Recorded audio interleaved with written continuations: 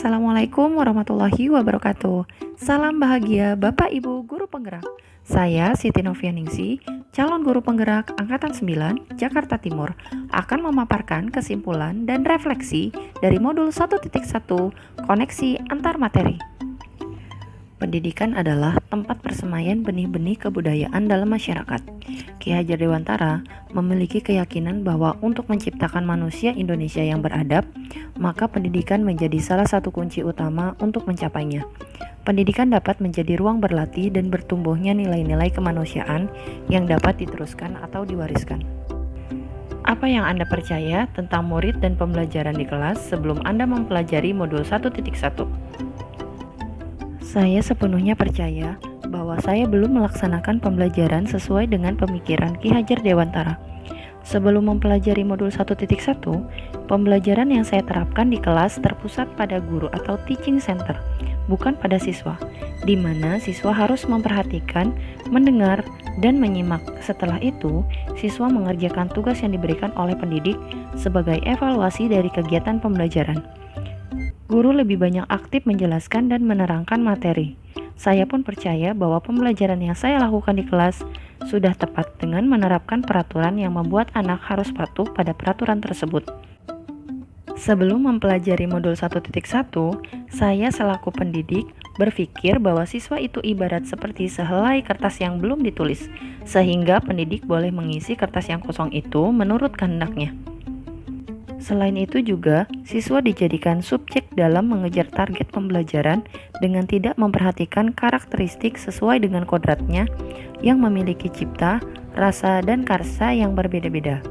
Selain itu, saya juga merasa bahwa siswa belajar hanya sebatas di ruang kelas atau ruang praktek saja, tapi tidak memberikan kebebasan mereka belajar dimanapun yang mereka anggap nyaman.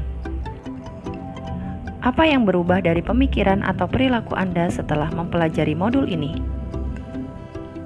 Setelah mempelajari pemikiran-pemikiran Ki Hajar Dewantara, saya mulai menyadari bahwa anak memiliki kodrat alam dan kodrat zaman, sehingga perlahan saya merubah model pembelajaran yang biasa saya lakukan menjadi model pembelajaran yang menyenangkan dan pembelajaran yang berpihak pada siswa.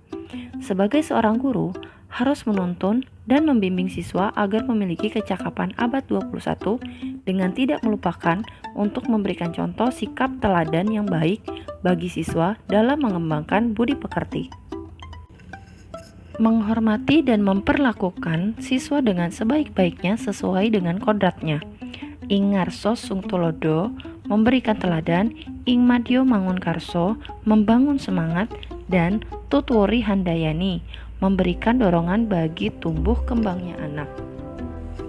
Setelah mempelajari modul, saya sadar bahwa setiap anak memiliki karakteristik, cipta, rasa, dan karsa yang berbeda antara satu dengan yang lainnya. Siswa juga memiliki cara tersendiri untuk mencapai keberhasilan belajar mereka, dengan cara mereka belajar yang mereka anggap nyaman. Kemampuan siswa pada saat belajar pun berbeda-beda, yakni auditori, kinestetik, dan visual. Saya sadar bahwa sebagai pendidik tidak membatasi anak didik kita dalam berkreasi, berpendapat, berinovasi, dan mengembangkan pengetahuan serta kompetensi yang mereka miliki. Sebagai pendidik dalam melaksanakan proses pendidikan, memiliki peran besar yakni dalam hal menuntun mereka untuk mencapai keberhasilan dan keselamatan setinggi-tingginya sesuai kodrat mereka. Apa yang dapat segera Anda terapkan lebih baik agar kelas Anda mencerminkan pemikiran Ki Hajar Dewantara?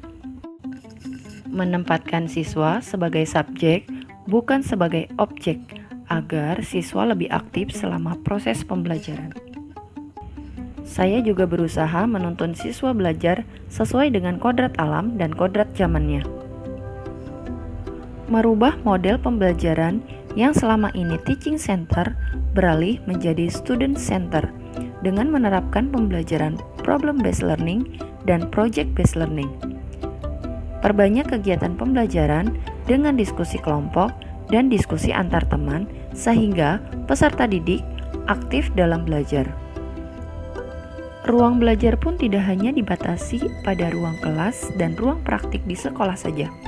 Mereka bisa belajar langsung di masyarakat, di lapangan, dunia usaha, dunia industri, dan dunia kerja.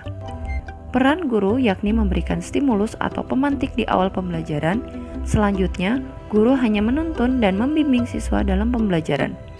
Pendidik juga harus kreatif dan inovatif dalam menyediakan media pembelajaran sesuai dengan karakteristik peserta didik. Terima kasih sudah menyimak video ini. Salam Guru Penggerak.